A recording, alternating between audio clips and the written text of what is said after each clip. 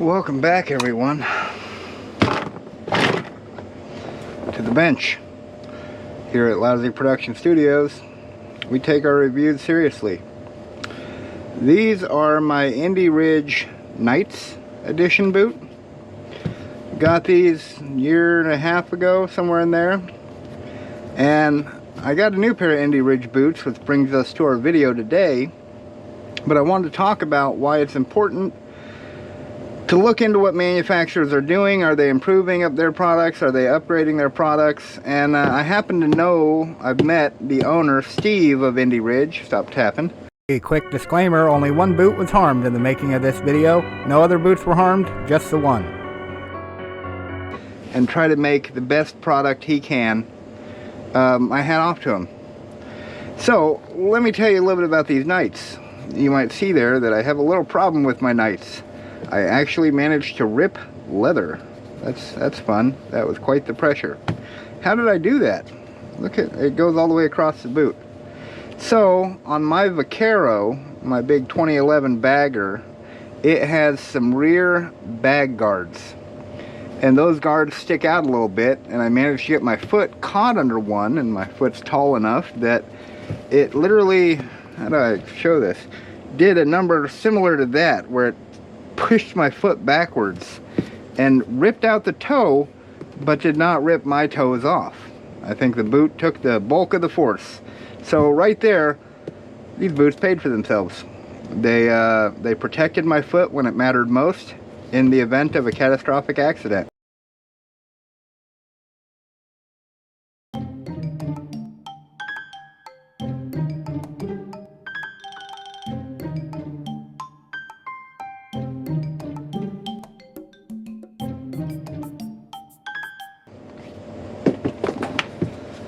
This one, I did the same thing on the other side, but it wasn't as bad. It looks like it just pulled the leather off on the stitching a little bit. Anybody looking for one boot, it's got about 1,500 miles on it. I got you covered. So I needed a new pair of boots. And I you know, did like any good product reviewer does, and I ordered me a new pair of boots. Back. Yep. And I thought we might go over. I started unboxing these. This is the newest offering from Indy Ridge, the Armstrong. Very cool. Rainy Rider was here recently. He showed me his. I loved them. I think he said polish them up first before wearing them. Listening is not one of my strong suits, but maybe I'll do just that and polish them up. This boot comes in at $195, and again, the cost of a foot surgery or the cost of a boot, I'll take the cost of a boot. But I noticed some differences in the way Indy Ridge has been developing, or Steve has been developing his product. Not sure about this dimpling on the sole. That looks like a great place to gather dirt and just look generally unkept. But the original Indy Ridge design, very like a skate shoe, and it has that back and forth pattern that we know grips incredibly well, just will not let go of the tarmac. So that carries over to this new boot. It's got a grip that goes both ways, carries over, but it's raised a bit, or it's got a relief cut around it, so that tread, I think, can grip a little better, perhaps, maybe something along them lines. The perforation actually looks larger. Heel stitching, same, 3 places, spread out a little bit further.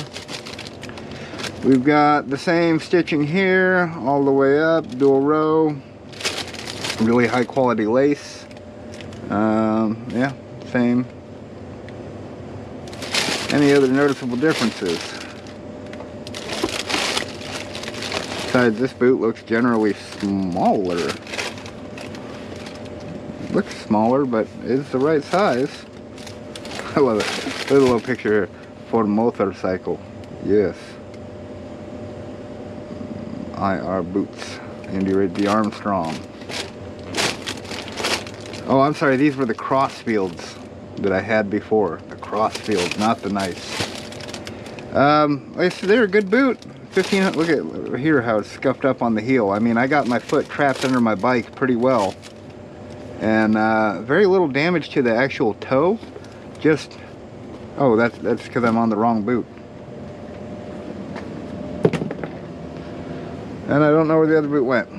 Alright, well, got some new touches on the 2024 Armstrong model. Live free here on the back. Glued welt. Being a big fan of Rose Anvil, I wonder what it would cost to have a pair of boots made with a stitched sole, so that they were legacy, so that they were replaceable. But you'd probably have to order the Indy Ridge sole. Never mind, I'm talking to myself. A really nice boot. I'm glad I got these ones. I really like Rainy Riders. Can't wait to try them out. That's your boot in.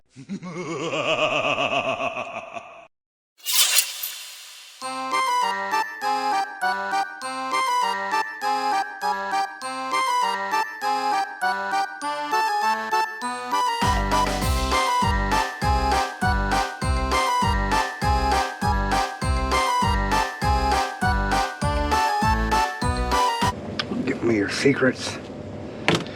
Alright, I'm no Rose Anvil, so I don't have a bandsaw to cut this in half with. We have a foam quality insole. We have a moisture wicking fabric with foam attached. We have a, is that leather? Is that man-made? Looks very man-made to me.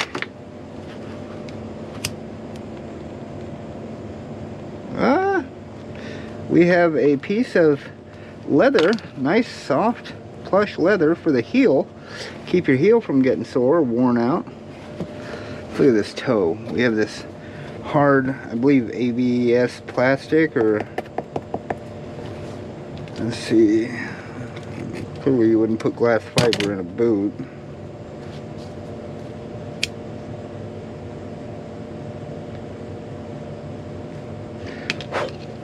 Mildly, ooh, fire resistant. So on the toe that saved me, we have a hard protective plastic, a layer of internal foam. What's that? Another piece of foam just to keep from this hard edge rubbing your toes raw. I assume a little piece of separator fabric just so that's not getting worn. And then look at that, a nice fairly thick piece of leather right there. I mean, it's gonna save you. It's gonna give you a minute. Then we have the sole. Well, the tongue. What we got going on the tongue? We got some thickened stuff. We got a nice thick piece of tongue leather, followed by a piece of foam, hard foam, compressed foam, and then soft foam, and then our carried moisture wicking fabric throughout. It's not epaulets, the eyelets are really in some nice thick. You're never gonna have to worry about these ripping out, because I mean, look how thick that leather is.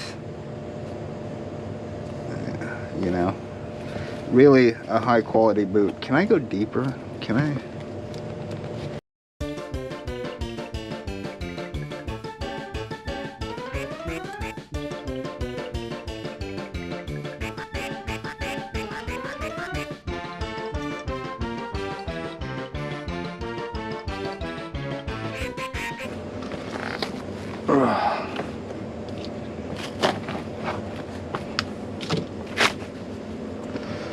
There we go. Easy, computer, easy. What do we got going on here? We got a very air cushioned sole. So after about 10,000 miles, if this begins to wear through, you will have some holes. That's a long time down the road, you know. Well, there you go, underneath the heel. More foam. Really went. Oh, now we get our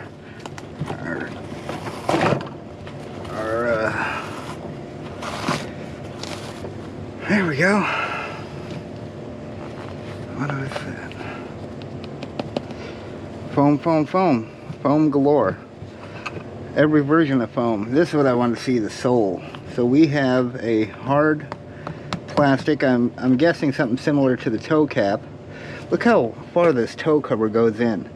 I mean, you're never going to have to worry about, like, I guess, water getting in there and separating it, or a lot of lesser boots. Now that I've cut them all apart, the glue's failing. A lot of lesser boots don't have that level of quality. This is not the first pair of boots I've cut open. Well, there you go. You ever wondered what was inside a pair of Indy Ridges? There they are, splayed open for the world to see. Hard plastic, solid, good quality materials, thick leather. That's a great product. Thank you, Steve, for keeping me safe, putting all the effort, all the time into these boots. You make a hell of a product, buddy. Cheers. In review. So, if you like supporting America, if you like supporting the motorcycle community and those in it, and not some big faceless corporation, get yourself a pair of Indy Ridges. Get yourself a pair of boots from a guy who cares about your safety. A guy and wants all of us to enjoy the ride. That's all I got for you. Just ride.